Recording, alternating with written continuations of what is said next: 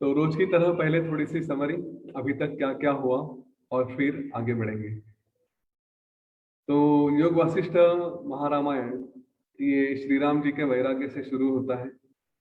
उनकी शिक्षा पूरी होने के बाद, भ्रमण के बाद उन्हें वैराग्य आता है। वे देखते हैं कि जीवन में कुछ भी प्राप्त किया करने का जो प्रयत्न करते हैं, उसके पीछे उद्देश्य होता है आनंद का और मुक्ति का।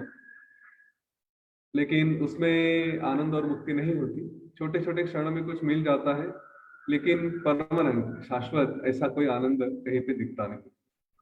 तो वो वैराग्य में चले जाते हैं। फिर वहां पे विश्वामित्र ऋषि आते हैं, वशिष्ठ ऋषि होते ही हैं। तो उनके सामने वे अपना वैराग्य एक्सप्रेस करते हैं, और फिर उन्हें मार्गदर्शन करते हुए वशिष्ठ ऋषि बताते हैं कि श्री राम जी, आपको या किसी को भी जीवन में कुछ भी प्राप्त करना है, तो उसके लिए पहले प्रयत्नों की आवश्यकता होती है। और प्रयत्न कैसे किए जाए? तो वो प्रयत्न है शास्त्र और गुरु के वचन के अनुसार।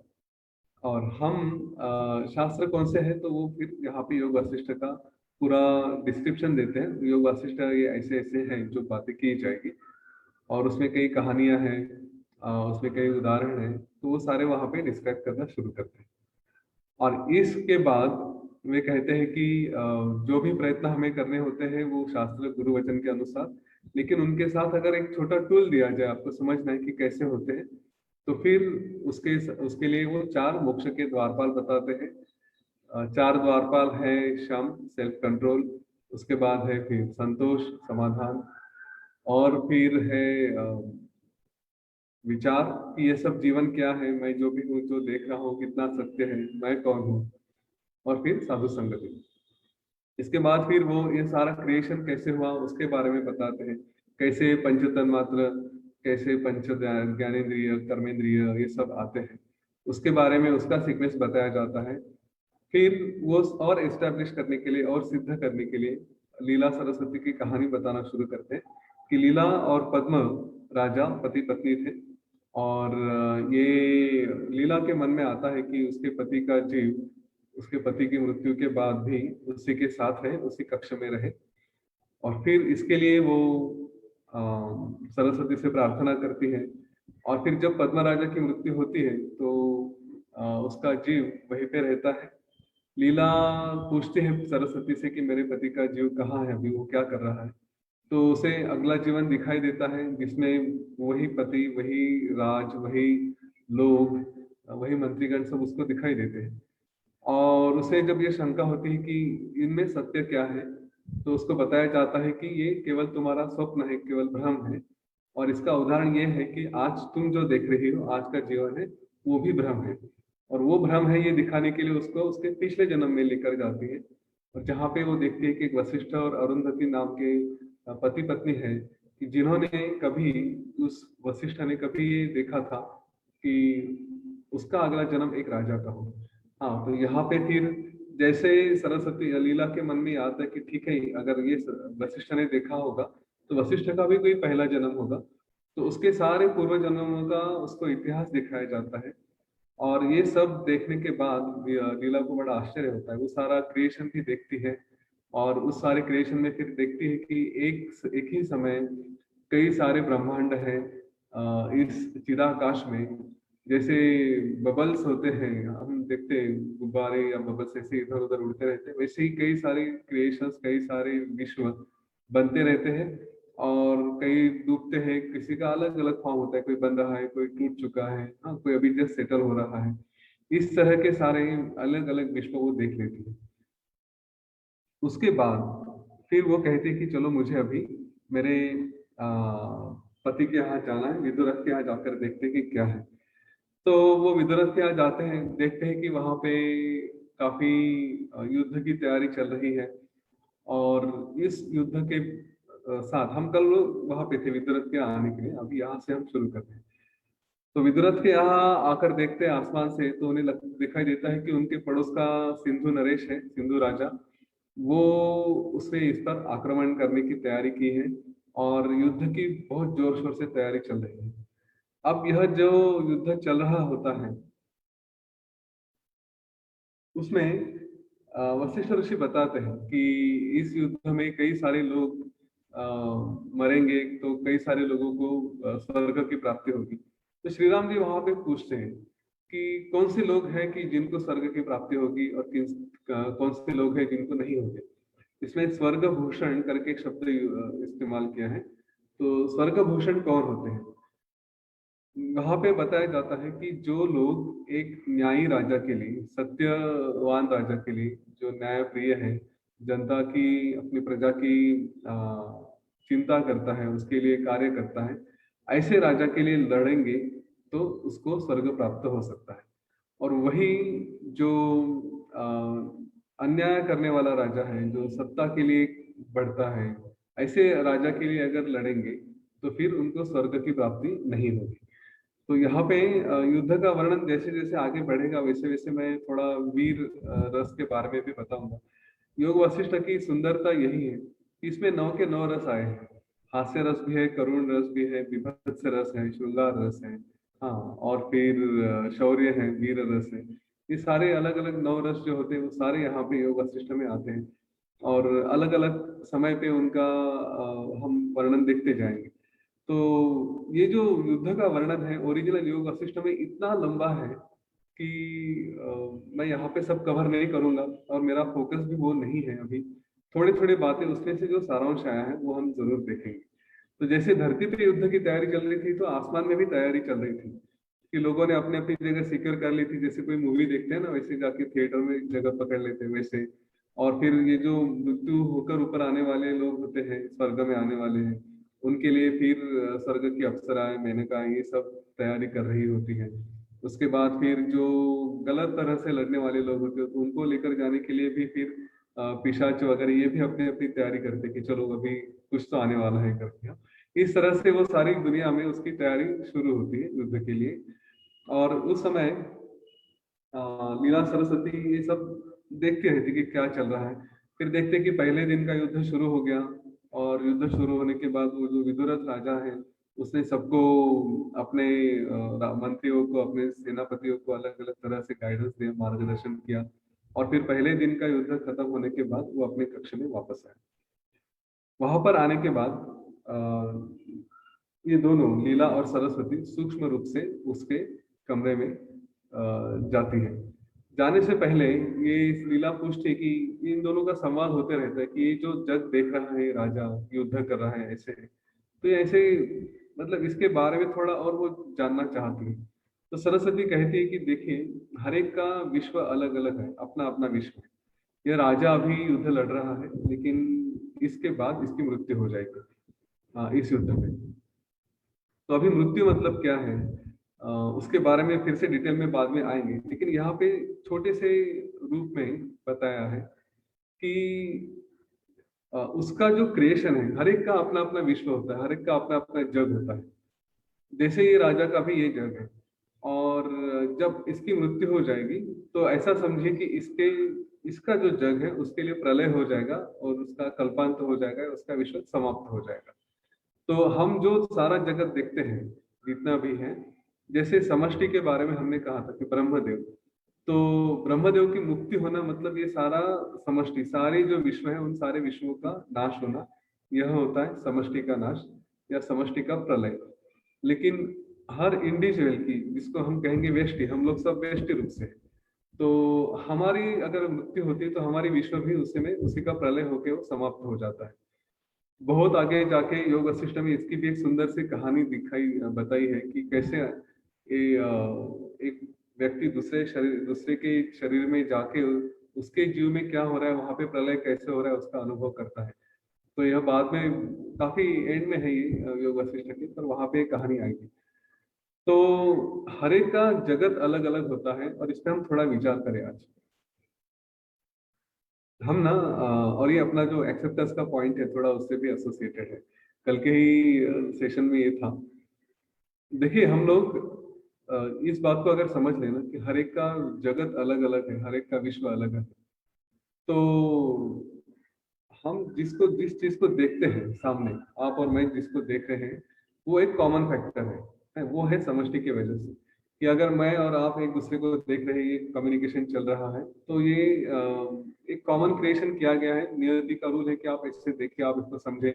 इस तरह से वो एक क्रिएशन है। लेकिन उसके बाद कुछ कुछ बातें हैं जो हमारे अंदर है और हम उसको अलग तरह से देखते हैं। उदाहरण मैं सबको देता हूँ कि सांप देखेंगे तो दोनों को सांप दिखाई देगा, लेकिन एक को डर नहीं लगेगा, दूसरे को डर लगेगा, क्योंकि उस सांप को आप अंदर में क्या देख रहे हैं, ठीक है, एक डरावनी चीज करके अंदर में देख रहे हैं तो आपको डर लगेगा, और कोई और उसको एक इंटरेस्टिंग चीज करके देख रहा है तो उसको थोड़ा कुतूहल होगा, जाके देखेगा कि क्या है करके। ठीक है, तो ये दो विश्व अलग होते हैं, एक बाहर का कॉमन है, एक अंदर का अलग अलग है। आपका विश्व अलग है, मेरा विश्व अलग है। अगर ये बात हमने समझ ली और एक्सेप्ट कर ली, तो हम जितने भी लोगों के साथ जहाँ पे भी कंफ्लिक्ट होता है, जहाँ पे भी संघर्ष होता है, हम लोगों को या उनकी परिस्थितियों को समझ नहीं सकते। हम ये प्रश्न करते हैं कि ऐसे क्यों बर्ताव कर रहा है, इस तरह से क्यों बिहेव करता है, तो समझ लीजिए कि उसका विश्व अलग है। वो उसका उसके अंदर जो देख रहा है वो थोड़ा सा अलग होता है। एक मिनट पॉज करता हूँ, कोई तो है शायद।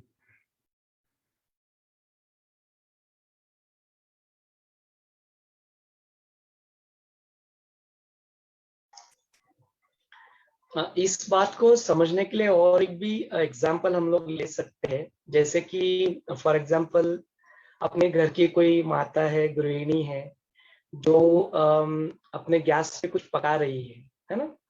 और फिर उसी समय क्या होता है, जो घर का दरवाजा होता है, वो घर का दरवाजा कुछ तो टैप करते रहता है, हवा चलती रहती है, उसकी वजह से वो हिलता रहता है। तो वो गैस के ऊपर जो कुछ है वो जल ना जाए, इसके लिए भाग के दरवाजे की तरफ जाती है और बिना देखे हुए दरवाजे को धड़ाम से बंद कर देती है। अभी देखो, इनका विश्व क्या है, जो गृहिणी है घर में, उनका विश्व है कि जो गैस पे रखा हुआ है वो चीज जल ना जाए, तो जल्दी से जाके दरवाजा बंद कर लो। दरवाजा एक कॉमन चीज होगी जो समष्टि से आ रही है, जैसे यतीन जी बता रहे। और उनके विश्व के लिए she is in hurry and she just want to close the door. लेकिन उसी समय क्या होता है, डोर पे ना कोई गेस्ट आए हुए होते हैं जो बहुत समय के पास इनके बहुत अच्छे रिलेटिव होते हैं और इनके घर पे आए हुए थे। जैसे ही वो आते हैं, देखते हैं, उनको ऐसा लगता है कि घर की जो बहुरानी है या जो भी कोई गृहिणी है, उन्होंने मुझे देख लिया है और उन्होंने मुझे देख लिया, उनके साथ थोड़ा थोड़ा सा कुछ अनबन था। तो देखो कैसे मुझे देखने के बाद तुरंत कैसे दरवाजे को धड़ाम करके मेरे मुंह के ऊपर मार दिया करके। तो यहाँ पे विश्व अलग है इनका, वहां पे उनका विश्व अलग है। दरवाजे की एक्शन जो है वो बंद होने की है, लेकिन ये उसको अलग तरह से देखती है। और जो बाहर का इंसान जो दरवाजे पे खड़ा है, वो उसको अलग तरीके से, बिकॉज दोनों का विश्व अलग अलग है। Yatin ji is back to us. Yatin ji please continue. ये कहानी अभी घटी है। ये जो मेरा जहाँ पे मैं हूँ ना, ये सेशन कंडक्ट कर रहा हूँ, ये पूरा एम्प्टी फ्लैट है, यहाँ पे कोई नहीं होता। बाहर पेपर था, दरवाजे के बाहर कहीं पे, तो सामने वाले दादाजी आए, उन्होंने पूछा ये आपका पेपर है क्या। अभी मैंने कहा नहीं है, और मुझे दरवाजा बंद करके वापस सेशन में आना था। उनको बता रहा था कि मीटिंग चल रही है, लेकिन उनको सुनाई नहीं देता। तो अब क्या करें, मैं कितना भी समय बताने की कोशिश करूंगा तो सुनाई नहीं देगा, तो दरवाजा बंद करना ही पड़ेगा उस समय, क्योंकि यहाँ पे भाग के आना था। एग्जैक्टली सेम स्टोरी, परसेप्शन क्या क्या हो सकता है। तो हम विश्व के अपने अपने विश्व के बारे में बता रहे थे। तो वही है कि हम जब सामने वाले को समझ नहीं सकते, हम कहते कि ऐसा क्यों बिहेव करता है, वैसा क्यों बिहेव करता है। एक्सेप्टेंस का पॉइंट वही है कि हमारे अंदर जो विश्व है, हम चाहते कि हम समझते कि दूसरा भी वही विश्व देख रहा है, दूसरा भी दुनिया को उसी तरह से देख रहा है, और वो नहीं होता। कई बार पति पत्नी में झगड़े हो जाते हैं कि एक सिचुएशन होती है कि पति एकदम कूल होता है या पत्नी एकदम कूल होती है, और फिर दूसरा है कि जो एकदम टेंशन में होता है। तो वो भी प्रॉब्लम आता है कि अरे ऐसे कैसे, क्योंकि अपने अंदर जो विश्व देख रहे हैं वो अलग है। अब ये बात अगर हमारा भी समझ में आ गई, अगर हम ये एक्सेप्ट करते हैं कि मेरा विश्व अलग है, उसका विश्व अलग है, तो फिर हम ये किसी के ऊपर फोर्स नहीं करेंगे। यही हमारा एक्सेप्टेंस का भी पॉइंट होता है। समझ लें कि हर एक का विश्व अलग है, और वो अपने हिसाब से ही सोचेगा। आपके जैसे विश्व होना उसका आवश्यक नहीं है। तो जैसे ये अलग अलग जग की भी बात की है ना, जो प्रैक्टिकली कहा है कि अलग अलग यूनिवर्सेस है, मल्टीवर्सेस है, और ये सारी जगत है, एक का जगत दूसरा नहीं देख सकता। हाँ, मतलब एक जगत दूसरे जगत को नहीं देख सकता। तो जब फिजिक्स और साइंस वहां तक पहुंच जाएगा कि सचमुच देख सकते हैं, तब शायद ये पॉइंट झूठा होगा। लेकिन तब तक तो यह है कि one universe can not see the other universe, वहां तक हम पहुंच नहीं सकते। वैसे ही इसका सूक्ष्म अर्थ ये भी है कि हम दूसरे का विश्व नहीं देख सकते। आप क्या सपना देख रहे हैं, वो सपना मैं नहीं देख सकता। ठीक है, तो वैसे ही यहाँ पे ये पॉइंट आया था। और फिर इसके बाद ये सरस्वती और लीला राजा के कक्ष में आते हैं। उनके आने से एकदम प्रकाश हो जाता है, तो राजा एकदम उठकर खड़ा होता है, देखता है कि कौन है। फिर उनको थोड़ा फूल वगैरह चढ़ाता है, उनका स्वागत करता है, उनको आसन देता है। और फिर ये पूछते हैं सरस्वती उससे कि तुम कौन हो, तुम्हारा परिचय क्या है। तो राजा थोड़ा शॉक स्टेट में रहता है, तो उसका मंत्री होता है वहां पे, उससे कहते हैं कि जरा इसकी राजा की कहानी बताओ। फिर वो राजा की कहानी बतानी शुरू करते हैं। और ये भी थोड़ा इंटरेस्टिंग पार्ट है। वो कहानी यह है कि मतलब मैं पूरा डिटेल में नहीं जाऊंगा कि इसके पिता थे और उन्होंने फिर संन्यास ले लिया। उन्होंने संन्यास लिया तो फिर वो सारा राज इसके पास आया, और एक छोटे से मतलब 16वें साल से फिर राजा बन गए और अपना राज्य करना शुरू कर दिया है। इस तरह की कहानी। फिर उसका पूरा वंश, उसके दादा कौन थे, परदादा कौन थे, ये सारा वंश उसका बताया जाता है। तो यहाँ पे लीला सब ये सुन के उसको आश्चर्य होता है कि ऐसे कैसे ना, इतना 16 साल है और अभी तक हम, और मृत्यु होके तो जस्ट अभी हुई है, और ये इतना पूरा हिस्ट्री कहाँ से खड़ी होगी। फिर यहाँ पे वो लीला उसके सरस्वती उसके सर पे हाथ रखती है विदुरथ के। और फिर उसको अपना पूरा जन्म याद आता है कि उसको पता चलता है, अरे मैं तो पद्मा राजा था, और फिर वहां से मेरी मृत्यु होने के बाद मैंने ये सब इमेजिन किया और अभी यहाँ पे आया हूँ। तो वो पूछता है ये सब क्या है। तो कहते हैं कि ये सारा भ्रम है, तुमने यह इमेजिनेशन कर लिया इस छोटे से क्षण में। तुम्हारे मूर्छा, मृत्यु मूर्छा कहते हैं उसको, मृत्यु के समय जो बेहोशी आती है, मूर्छा मतलब बेहोशी। तो मृत्यु के समय जो बेहोशी आती है, उस समय तुमने ये इमेजिन किया था कि तुम राजा बनोगे, तुम्हारा नाम विदुरथ होगा, तुम्हारे दादा ऐसे होंगे, परदादा ऐसे होंगे, तुम्हारे पिताजी ऐसे होंगे, तुम्हारा मंत्री ऐसा होगा। ये सारा तुमने इमेजिन किया था, और उसका परिणाम है कि आज तुम ये सब कुछ देख रहे हो। और वास्तव में ये कुछ हुआ ही नहीं है, ये सब भ्रम है। अभी भी तुम एक वो जो सपना देख रहे हो उसमें ये सब जी रहे हो, और इस सपने में तुम ये सारी बातें सत्य मान के चल रहे हो। और ऑब्वियसली ये होगा कि इसके बाद तुम्हारी मृत्यु भी हो जाएगी इस युद्ध में, और वो जो सिंधु राजा है उसका उसकी विजय होगी। यहाँ पे श्री राम जी बड़ा इंटरेस्टिंग प्रश्न पूछते हैं कि ये जो मेरे जीवन में हमारे घर में योग वशिष्ठ पढ़ना शुरू हुआ था, उसका जो कारण था, और उस कारण के समय जो पहला प्रश्न आया था, वही प्रश्न श्री राम जी ने यहाँ पे पूछा। तो मैं छोटा सा एक वाक्य में अपनी कहानी बता देता हूँ कि करीब 3 साल पहले मेरे पिताजी की मृत्यु हुई थी, और मेरी बेटी उस वक्त करीब 10 साल की थी। तो उसको दुख हुआ था काफी, क्योंकि बहुत अटैच थी। तो उसने कहा कि आप योग वशिष्ठ पढ़ते हो, तो हम लोग सब योग वशिष्ठ पढ़े। और फिर तब से हमने घर में योग वशिष्ठ पढ़ना रेगुलरली शुरू किया कर दिया। तो हम रोज घर में सब लोग बैठ के एक साथ योग वशिष्ठ पढ़ते हैं, थोड़ा उसमें भी चर्चा होती है। तो जैसे ही यह प्रश्न शुरू किया मैंने बताना कि योग वशिष्ठ का सारांश यह है कि सब कुछ भ्रम है, तो उसका तुरंत प्रश्न आ गया कि अगर सब भ्रम है तो वशिष्ठ ऋषि भी भ्रम है, फिर हम क्यों सुने, और ये सारा फिर क्यों पढ़े अगर सब कुछ भ्रम है तो। और वही प्रश्न यहाँ पे श्री राम जी ने भी पूछा है कि अगर आप कहते हैं ये सब भ्रम है, ये सब जीवन भ्रम है, तो फिर ये सारी बातें, ये सारे शास्त्र, इसका क्या उपयोग है। ये भी तो भ्रम मात्र ही है ना, इनको क्यों सुना जाए। आप जो भी बताएंगे या बाकी लोग भी जो सुनते हैं, तो सारे शास्त्र, सारे वेद पुराण जो भी है, सब भ्रम ही है। तो इनका क्या अर्थ है, ये आप जो बता रहे हैं वो भी भ्रम है। और यह प्रश्न हम थोड़ा विचार करें, इसका एक थोड़ा एक्सटेंशन और है कि योग वशिष्ठ में बार बार बताया गया है कि तप, दान, यज्ञ, तीर्थ यात्रा, इन सारे माध्यमों से मुक्ति नहीं मिलती, और मुक्ति के लिए ज्ञान चाहिए, कर्म चाहिए। अगर ऐसा है तो गुरुदेव तो मुक्त है, फिर वो क्यों इतने महायज्ञ करते हैं, इतने होम करते हैं। अभी अतिरुद्र किया था, हाँ, वो स्वयं पूजा करते हैं, रोज हर सोमवार को सुबह रुद्र पूजा होती है।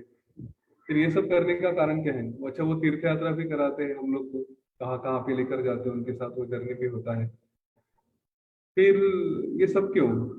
अच्छा, ऊपर से पतंजलि योग सूत्र भी सुनाते हैं, ये कोर्सेज भी उसी के ऊपर बेस्ड होते हैं। तो उनको क्या आवश्यकता है? अगर सब भ्रम है तो फिर वो ये सब क्यों कर रहे हैं? है ना? ये प्रश्न आने चाहिए मन में। तो इसका उत्तर ऐसा है कि दो तरह की बातें होती हैं। एक है कि हम ये जो भ्रम है, ये उनके लिए है कि जो ज्ञानी है और या उस लेवल तक पहुंच चुके हैं। जब तक वहां पर नहीं पहुंचे, तब तक हमें इस संसार की रियलिटी को, सत्यता को स्वीकारना पड़ेगा कि हाँ ऐसे है। क्योंकि या तो इधर है या तो उधर है। हाँ, हमारा जर्नी चल रहा है, लेकिन वो एक बाउंड्री के एक तरफ जाएंगे तो मानेंगे कि सब भ्रम है, स्वीकार लिया, फिर कोई कुछ करने की जरूरत नहीं। उसके इधर है, जब तक इस साइड में है तब तक हमें इसकी रियलिटी मान के फिर वो उसके लिए जो जो भी कारण है उसको हमें मानना पड़ेगा। ठीक है? तो फिर उसके कारण होते हैं, पूजा करना है, उसमें जो भी हमारे शास्त्र है वो करने हैं। जैसे गुरुदेव होम वगैरह कराते हैं, ये सब बातें आवश्यक होती है। इसकी भी अपनी अपनी सिद्धियां होती है, वो भी हमें काम में आती है।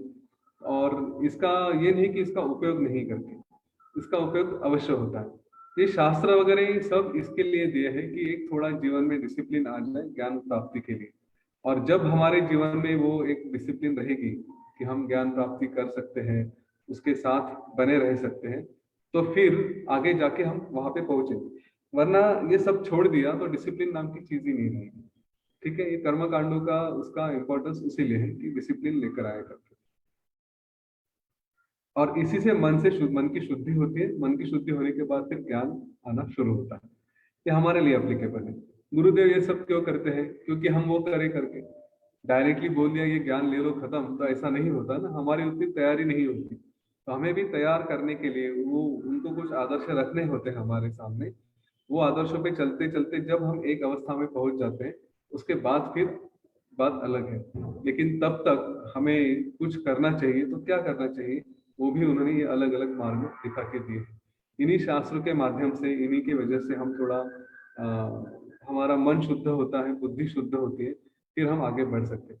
वरना योग नहीं रहेगा और शास्त्र नहीं पढ़ेंगे तो मन की तैयारी उतनी नहीं होती।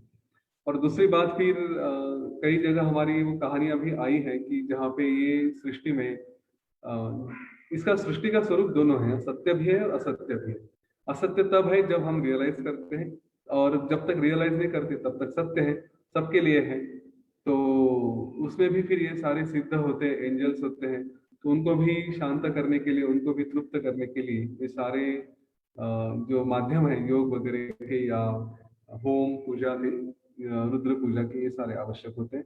तो कितने भी सिद्ध रहे, कितने भी पहुंचे हुए लोग रहे, वे शास्त्रों के अनुसार ही करेंगे जब तक उनका शरीर है। ठीक है? ये लोग जीवन मुक्त कहे जाते हैं, तो ये शास्त्र छोड़ेंगे नहीं। अब इन प्रश्नों के उत्तर लेने के बाद फिर विदुरथ की इच्छा होती है। विदुरथ कहता है कि अगर ऐसा है, मेरी मृत्यु होने वाली है, तो अभी मुझ पे कृपा करें कि मैं वापस इन चक्रों में ना फंसूं, मेरा उल्टा जर्नी शुरू कर दीजिए। क्या करें कि यहाँ से मुझे, अब जब मैं मेरी मेरी मृत्यु हो जाएगी, तो मुझे फिर से पद्मा राजा के शरीर में पहुंचा दीजिए।